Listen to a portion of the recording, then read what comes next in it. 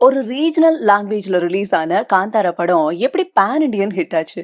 காந்தாரால வர தெய்வங்கள்லாம் யாரு? அவங்களுக்கு பின்னாடி என்ன கதை இருக்கு? காந்தாரா ஸ்கிரீன் பிளேல இவ்ளோ ஹிடன் டீடைல்ஸ் இருக்கா? அடேங்கப்பா! இத நம்ம நோட் பண்ணவே இல்லையே. காந்தாரா படத்துல ரிஷப் ஷெட்டியோட ரியல் வைஃப் காமிச்சாங்களா? என்ன சொல்றீங்க? இப்படி காந்தாரா படத்துல இருக்க பல இன்ட்ரெஸ்டிங்கான விஷயங்களை தான் இந்த வீடியோல டீடைலா பார்க்க போறோம். நீங்க நம்ம சேனல் இப்பதான் புதுசா பாக்குறீங்கன்னா மறக்காம சப்ஸ்கிரைப் பண்ணிக்கோங்க.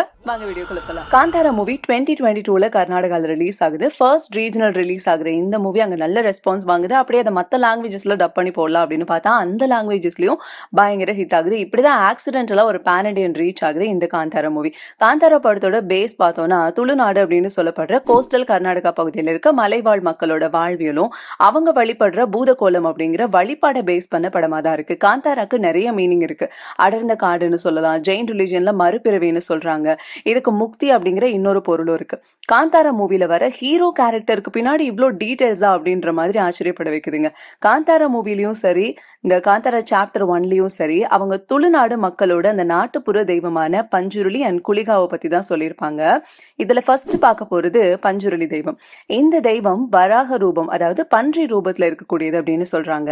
இதோட கதைன்னு பாத்துட்டோம்னா, இந்த பஞ்சுருளி, அதாவது இந்த பன்றி ரூபத்துல இருக்க இந்த பஞ்சுருளின்னு சொல்றோம் இல்லையா, அது வந்து கங்கை கரை ஓரமா ஒரு அழகான பன்றி இருக்கிறத பார்த்து நம்ம பார்வதி தேவி எடுத்துட்டு போய் கைலாசத்துல வளர்க்குறாங்களாம். ஒரு கட்டத்துக்கு மேல கைலாசத்துல இந்த பன்றியோட அட்டகாசம் தாங்க முடியாம சிவபெருமான் கோவத்துல இந்த பன்றிய, அதாவது பஞ்சுருளிக்கு ஒரு வேலையை கொடுத்து துளுநாட்டுக்கு அனுப்புறாராம். நீ கைலாசம் தோட்டத்தை நாசமாக்குனதுனால பூமிக்கு போய் துளுநாட்டுல இருக்க விவசாயிகளோட விளை நிலங்களை பாதுகாக்கிற பொறுப்பு உன்னோடுது அப்படின்னு சொல்லிடுறாராம். பொதுவா பாத்தீங்கன்னா நம்ம விவசாய நிலங்களை பன்றிகள் வந்து நாசமாக்குறது அந்த காலகட்டத்துல ரொம்ப இயல்பா இருந்திருக்கு. சோ இந்த பஞ்சுருளிய வணங்கணும்னா அவங்களோட விவசாய நிலங்களுக்கு எந்த பிரச்சனையும் வராதுங்கிறது அவங்களோட நம்பிக்கையா இருக்கு.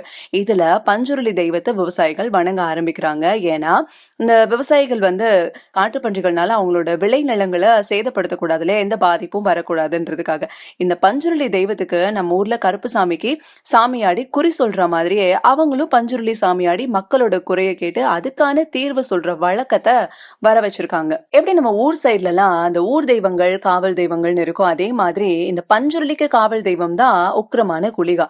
இந்த தெய்வம் எப்படி உருவாச்சுங்கிறதுக்கும் ஒரு கதை இருக்குங்க. பார்வதி தேவி ஒரு தடவை சிவபெருமானுக்கு சாம்பல் எடுத்துட்டு போறதுக்காக ஆத்துல இருந்த ஒரு கல்லை எடுத்து சிவபெருமான் தூக்கி போட அதுல உருவானதுதான் குளிகா. இந்த குளிகாவும் கைலாயத்துல நிறைய தொந்தரவு பண்ணிட்டு இருந்திருக்கு. அதை வந்து வைகுண்டத்துக்கு பெருமாளுக்கு காவலா இருக்க சொல்லி சிவபெருமான் அனுப்பிச்சிடுறாரு.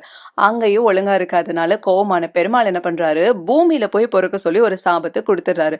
பூமியில ஒரு பொண்ணோட கர்ப்பத்துக்குள்ள இருந்த இந்த குளிகா அவசரப்பட்டு பொறக்கிறதுக்கு முன்னாடி அதோட தாய் வயித்தை கிழிச்சிட்டு வெளியே வருது. பசியில கண்ணுக்கு படுறது எல்லாம் சாப்பிட ஆரம்பிச்சிருக்கு. நிலைமை ரொம்ப விபரீதமாகுது அப்படின்னு சொல்லி விஷ்ணு வந்து அவரோட விரலை வந்து கொடுக்குறப்போ அதை வாயில வச்ச உடனே குளிகாவோட பசி போயிருக்கு.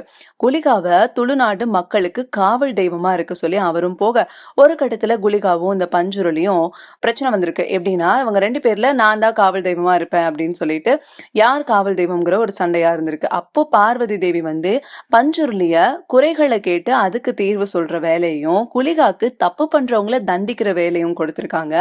இப்படிதான் பஞ்சுருளியும் குளிகாவும் துளுநாட்டுலோட ஒரு காவல் தெய்வமா ஆகியிருக்காங்க. இந்த தெய்வங்களுக்கும் காந்தாரா ஸ்கிரீன் பிளேக்கும் என்ன கனெக்ஷன்னா, ரிஷபோட அப்பா பஞ்சுருளி சாமி வந்த உடனே காட்டுக்குள்ள ஓடி போய் மறைஞ்சிருவாரு. அவரை பஞ்சுருளி தெய்வமா போர்ட்ரே பண்ணிருப்பாங்க. ஆனா இத பார்த்து அவர் பையனுக்கு கடவுள் பக்தி இருக்காது, ஒரு மாதிரி அரக்க குணம் கொண்ட மாதிரி போர்ட்ரே பண்ணிருப்பாங்க. சாராயம் குடிப்பாரு, சுருட்டு குடிப்பாரு, மாமிசம் சாப்பிடுவாரு, அவர் கட்டிக்க போற பொண்ணோட இடுப்பை கிள்றது, இந்த மாதிரி குளிகாவோட ஆக்டிவிட்டிஸ் எல்லாம் அவருக்குள்ள இருக்குன்ற மாதிரி இப்படி கடவுள் மேல பற்று இல்லாத ஒரு அரக்க குணம் இருக்க இந்த சிவா கேரக்டரை குளிகாவா போர்ட்ரே பண்ணிருப்பாரு.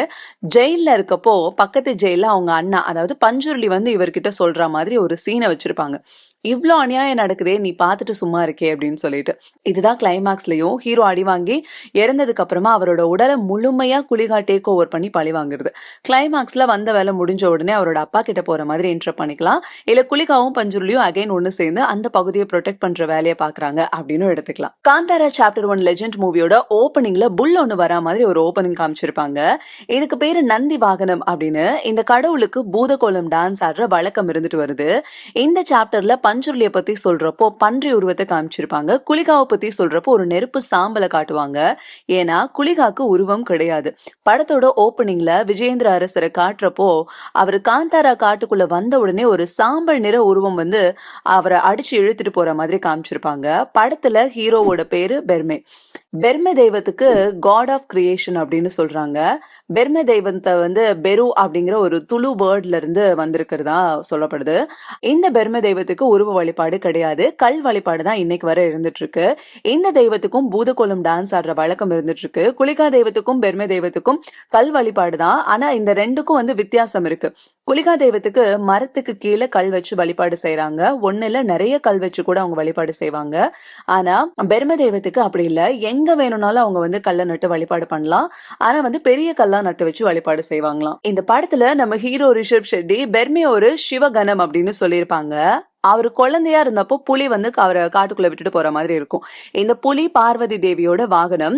இந்த புலி தான் படத்துல எப்பெல்லாம் ஹீரோக்கு பிரச்சனை வருதோ அப்பெல்லாம் வந்து ஹீரோவை ப்ரொடெக்ட் பண்ற மாதிரி காமிச்சிருப்பாங்க. இந்த மூவில ஹீரோ சிவா பங்களாதேசத்துக்கு போய் தேர்ல ஏறி பிரச்சனை பண்றப்போ தேர்ல இருந்து இறங்கி எல்லாரையும் உதைக்கிற ஒரு சீன் வரும். அப்ப திடீர்னு ஒரு லேடி அவங்க பையனோட வருவாங்க. அவங்கள பார்த்த உடனே ஹீரோ கீழே விழுந்து அட யாரா அந்த பொம்பளை அப்படின்னு சொல்லுவாரு. நோட் பண்ணிருக்கீங்களா? அவங்க வேற யாரும் இல்லைங்க, ரிஷப் ஷெட்டியோட ரியல் வைஃப் பிரகதி ஷெட்டி. கூட இருக்கிறது இவங்க பையன் தான். இதே மாதிரி போன பாட்லயும் அவங்க கேமியோ பண்ணிருப்பாங்க. பிளாஷ்பேக் போர்ஷன்ல ராஜாவோட வைஃப் அண்ட் குழந்தையாவும் வருவாங்க. இவங்க தான் இந்த 2 மூவிலயுமே வந்து காஸ்டியூம் டிசைனராகவும் இருந்திருக்காங்க. அது மட்டும் இல்லாம இந்த மூவில வர மாயக்காரன் கேரக்டரையும் நம்ம ரிஷப் ஷெட்டியே தான் பண்ணிருப்பாரு. இதோட மேக்கிங் வீடியோ அந்த டீம் வந்து ரிலீஸ் பண்ணிருக்காங்க. காந்தாரா ஃபர்ஸ்ட் பார்ட்ல இந்த காட்டுல இருக்க மிஸ்ட்ரி அண்ட் இந்த இடத்த பத்தி எல்லாம் வந்து பேசியிருப்பாங்க. காந்தாரா சாப்டர் 1ல அந்த கிணறுக்குள்ள பிரம்மராட்சசன் இருக்கிறதையும் அந்த கிணறுக்குள்ள பெர்மே போய் மாயமா மறைஞ்சதை சொல்லியிருப்பாங்க. அண்ட் நெக்ஸ்ட் சாப்டர்ல அந்த கிணறுக்கு என்ன ஆச்சு அப்படிங்கறத சொல்ல போறதா ஒரு லீடும் கொடுத்திருக்காங்க. இப்படி பல ஹிடன் டீடைல்ஸ் இந்த 2 பார்ட்லயுமே இருக்கும். நீங்க நோட் பண்ண ஹிடன் டீடைல்ஸ் இருந்தாலும் இந்த மாதிரி வேற எந்த மூவிக்கு ஹிடன் டீடைல்ஸ் போடணும் அப்படிங்கறதையும் கீழே கமெண்ட் பாக்ஸ்ல சொல்லுங்க. இந்த வீடியோ பிடிச்சிருந்தா மறக்காம லைக், ஷேர் அண்ட் கமெண்ட் பண்ணுங்க. இதே மாதிரி வீடியோஸ்க்கு நம்ம சேனலையும் சப்ஸ்கிரைப் பண்ணிக்கோங்க.